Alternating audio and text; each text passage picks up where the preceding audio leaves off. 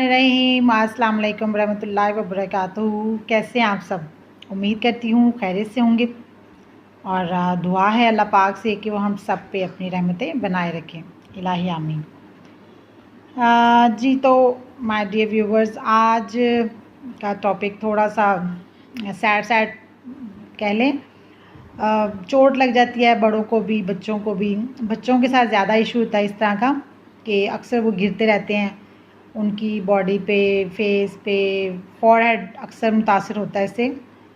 तो मतलब बच्चे जो है ना वो ज़्यादा इस चीज़ में आते हैं और हम माएँ जो होती हैं वो बहुत ज़्यादा टेंशन में आ जाती हैं इस वजह से कि बच्चे को अगर चोट लगती है तो मतलब आज थोड़ा सा घर में इस तरह का इशू हुआ। तो मैंने सोचा, मैंने वो पेस्ट बनाया था तो ज़ख़म के लिए स्वेलिंग है और काफ़ी नील वगैरह पड़े हुए थे, तो मैं वो बना रही थी। तो मैंने सोचा कि आप लोगों के साथ भी इसको शेयर करूं, क्योंकि मतलब जब भी इस तरह का कोई इशू होता है तो मैं इस रेमेडी को यूज़ करती हूँ। बहुत इफ़ेक्टिव है और बहुत जो है ना वो फ़ायदा होता है।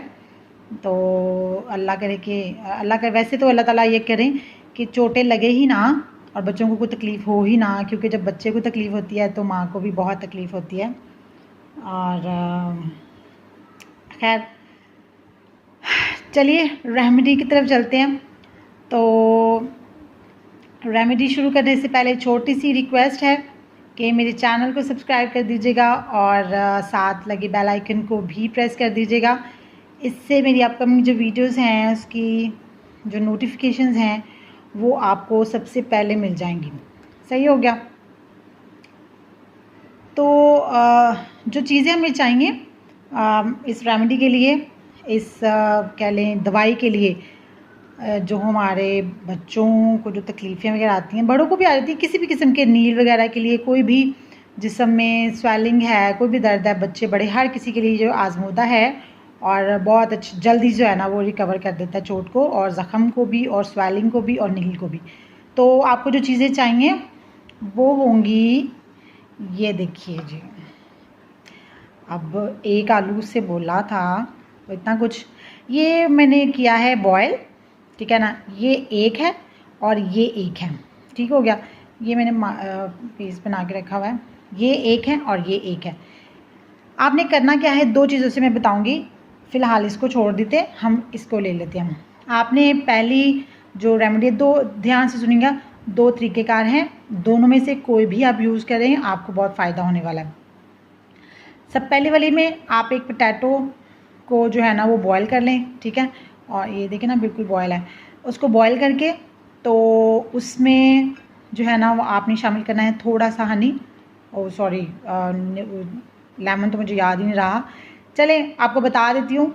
आपने जो है ना वो एक आलू ले लेना है, हाफ़ कर लीजिए क्योंकि काफ़ी रहती है। देखिए ना इसके हाफ़ के साथ मतलब मैंने ये पेस्ट बनाया तो ये काफ़ी सारा जो है ना वो बन गया है। जितने मर्ज़ी निशानात पे इसको लगा लें।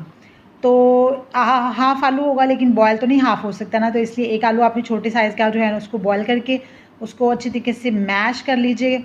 और उसकी मिक्सिंग के लिए आप उसमें रोज़ वाटर ऐड कर लें या फिर हनी, उसके जो लेमन ड्रॉप्स हैं वो थोड़े से 2 से 3, क्योंकि अगर तो चोट है ताज़ी बहुत ज़्यादा मतलब वाली है तो वो ज़ख्मों के ऊपर लेमन जो है वो लग सकता है, इसलिए उसको ना लगाइएगा अगर ज़्यादा गहरी चोट हो, यानी ज़्यादा मतलब अभी फ्रेश या उसके ऊपर खून ब्लड भी है, वो रसा मसासा जो कहते हैं, तो फिर आप लेमन नहीं यूज़ करेंगे, आप सिर्फ उसमें रोज़ वाटर डाल दें। लेकिन अगर 1-2 दिन हो चुके हैं तो फिर आपने वो यूज़ करना है, तो आप इसमें लेमन ड्रॉप्स 2 से 3 जस्ट, ठीक है। उससे एक तो वो जो है ना उसमें चोट की जो निशानात हैं उसको ऑब्ज़र्व करने की जो प्रॉपर्टी है वो ज़्यादा हो जाएगी। सेकेंडली ये कि ये जो पेस्ट है ना इस तरीके का कंसिस्टेंसी इसकी जो है ना वो अच्छी सी बन जाएगी, क्योंकि खाली से जो नहीं बनेगी। फिर आपने उसमें हनी ऐड कर देना है हाफ़ स्पून और इसको अच्छे तरीके से पेस्ट बना के तो ये एक लेप सा बन जाएगा। तो आपने इसको जहाँ जहाँ पे भी नील वगैरह पड़े हों, जहाँ भी स्वेलिंग हो, उसको आपने कर लें। क्यों? क्योंकि आलू जो है ना ये एक ऐसा हमारे पास इंग्रेडिएंट है जो कि जलने का इलाज करता है, जोड़ों के दर्द को ख़त्म करता है, लागरपन में तो जो अब वीक बॉडी उसको ठीक करता है, यानी वो जिस्म को भरने का काम करता है। उसके बाद डार्क सर्कल्स इससे ख़त्म होते हैं। हम लोग अक्सर जो है ना वो आँखों के जो हल्के वगैरह पड़े होते हैं तो हम उस पर जो है ना वो आलू के पीस कट करके तो उसको रखते हैं, उसकी यही वजह होती है। तो उसके बाद स्वेलिंग को ख़त्म करता है।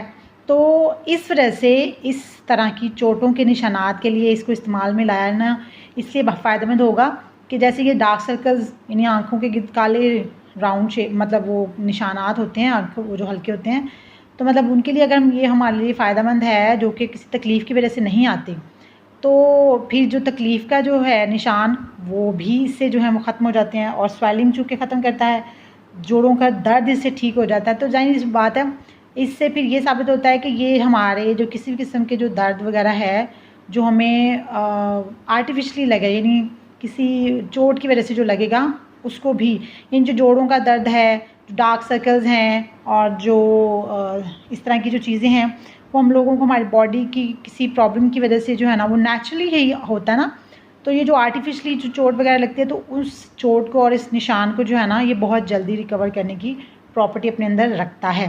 सही हो गया, ये तो हो गई एक रेमेडी। ठीक है, अब आ जाते हैं हम दूसरी की तरफ। आपने क्या करना है कि ये अंगूर ले लिए, इसका 1 चम्मच सिर्फ, ज़्यादा नहीं। अगर बहुत ज़्यादा चोटें हैं खुदा ना खास्ता तो फिर थोड़ा सा ज़्यादा 2 चम्मच कर लीजिए, वो अपनी चोट के हिसाब से या अपने निशानात के लिहाज से आपने जो है ना वो लेना है।